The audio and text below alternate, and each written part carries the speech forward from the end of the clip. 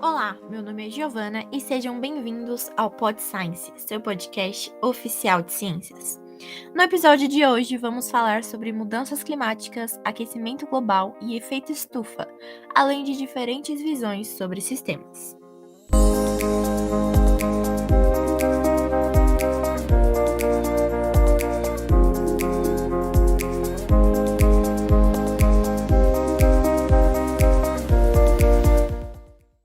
Atualmente, discussões acerca desses temas estão cada vez mais frequentes devido à preocupação constante com o nosso planeta e com o nosso meio ambiente.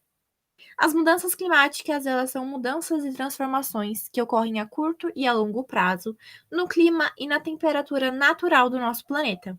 Elas podem surgir de forma natural, como a variação do ciclo solar, ou de forma antrópica, e podem ocasionar o derretimento das geleiras, o aumento do nível do mar, a dificuldade de acesso à alimentação, a alteração na frequência e intensidade das chuvas, ondas de calor e secas prolongadas e até mesmo a perca de biodiversidade e a extinção de espécies.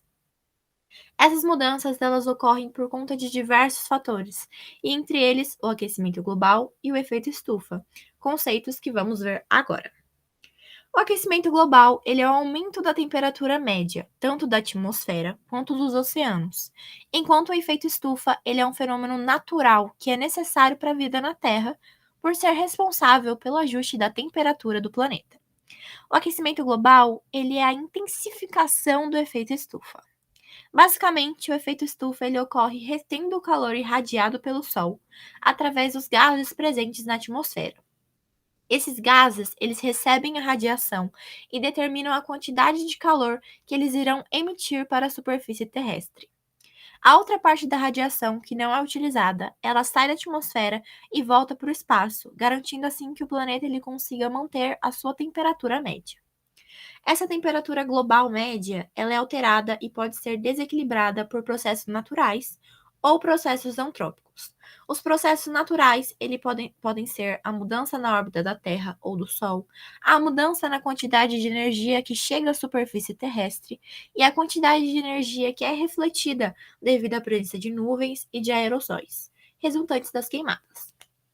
Já os processos antrópicos, eles envolvem toda e qualquer alteração na concentração dos gases do efeito estufa na atmosfera, e eles podem ocorrer devido a diversos fatores. Como, por exemplo, o dióxido de carbono, que é o gás de efeito estufa mais abundante, ele é emitido por atividades humanas que implicam o desmatamento e a queima de combustíveis fósseis, como o gás natural, o petróleo e o carvão. Já o gás metano, ele é decorrente da atividade pecuária e da decomposição de matéria orgânica que ocorre em lixões e aterros sanitários. Os processos industriais, tratamento de dietas animais, uso de fertilizantes e até mesmo a queima de alguns combustíveis fósseis emitem o óxido nitroso, enquanto a reação desses gases poluentes entre si podem originar o ozônio. Nos últimos 100 anos, a temperatura média global aumentou cerca de 1%, segundo o relatório do Painel Intergovernamental de Mudanças Climáticas, o IPCC.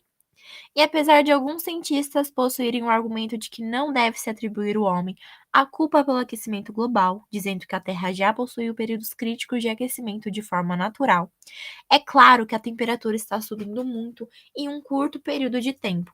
Por isso, o meio acadêmico aceita que esse fenômeno é ocasionado e intensificado pela ação antrópica. Por isso, eu trouxe aqui neste podcast a visão de três pesquisadores com argumentos diferentes acerca disso: Francisco Eliseu Aquino, Luiz Carlos Molion e Gilvan Sampaio de Oliveira.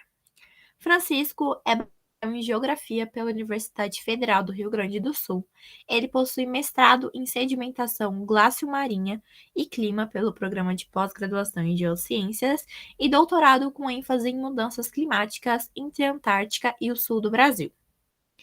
Atualmente, ele é climatologista e desenvolve pesquisas com ênfase em meteorologia e climatologia polar e subtropical, eventos extremos, teleconexões, monitoramento de massas de gelo, emergência climática e o Brasil. Além disso, ele também é professor associado do Departamento de Geografia da Universidade Federal do Rio Grande do Sul. Francisco defende que as mudanças no clima provocadas pelo aquecimento global estão provocando acentuadas perdas de massa de gelo. Ele acredita que as regiões polares elas são essenciais para o equilíbrio do clima, uma vez que essas regiões abrigam 90% do gelo da Terra e são o melhor arquivo histórico natural do planeta por acumularem indicativos acerca de impurezas e temperaturas médias que ocorreram lá no passado e que ainda vêm ocorrendo. E essas mudanças elas são resultantes de atividades humanas e que evidenciam então o aquecimento global. Seu embasamento científico é visto em diversos relatórios para comprovar que nos últimos 15 anos a perda de gelo foi sim acelerada, sustentando com isso o aumento da temperatura global.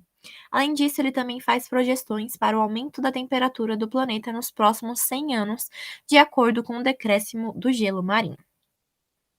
Luiz Carlos Molhão, ele possui graduação em Física pela Universidade de São Paulo e é PhD em Meteorologia pela University of Wisconsin, em Madison.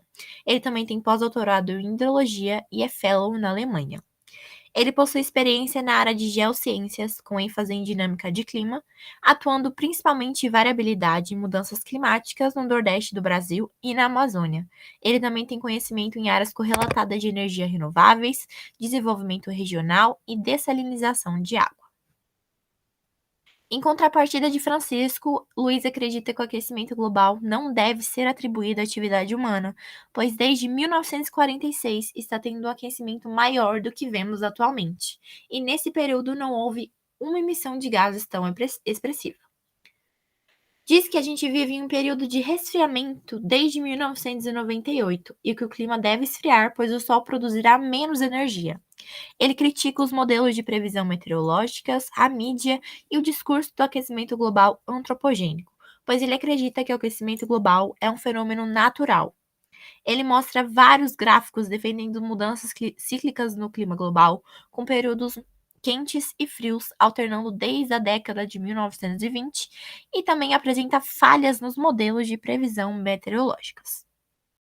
Por último, Gilvan Sampaio de Oliveira é bacharel em meteorologia pela Universidade de São Paulo e doutor e mestre em meteorologia pelo Instituto Nacional de Pesquisas Espaciais. Ele possui experiência na área de geociências com ênfase em meteorologia, atuando principalmente nos seguintes temas: interações biosfera-atmosfera, modelagem climática, previsão climática, estudos de fenômenos climáticos, estudos do clima, mudanças climáticas e paleoclimatologia. Gilmar acredita que existem diversos fatores atmosféricos e terrestres que influenciam na previsão meteorológica, como solo, nuvens, vegetações, gases, sol, oceano e gelo, além de fatores que não são tão conhecidos de forma total, por formarem complexos processos que envolvem cálculos muito específicos para cada local e para cada tipo de medição. Ele também concorda que a interferência humana afeta negativamente o clima e o aquecimento global. Então, ele concorda, né, com Francisco que a interferência humana está sim provocando alterações no clima, porém, ele considera perigoso apresentar números. E aí ele demonstra como os modelos de previsão climática evoluíram com base científica, superando as previsões intuitivas, né, que a galera tinha no passado. Ele utiliza cálculos precisos para cada local, com projeções variadas a cada 100 metros de medição e processos complexos de previsões meteorológicas.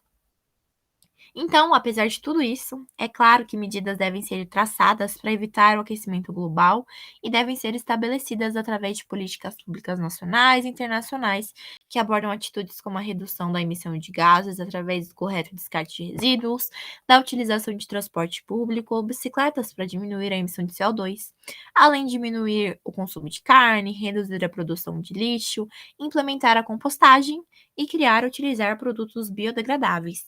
É necessário que a gente diminua o desmatamento e invista no reflorestamento e na conservação de áreas naturais, além de incentivar o uso de energias renováveis, como a energia solar, eólica, biomassa, e o uso de biocombustíveis, como etanol e biodiesel, além, é claro, da reciclagem de materiais.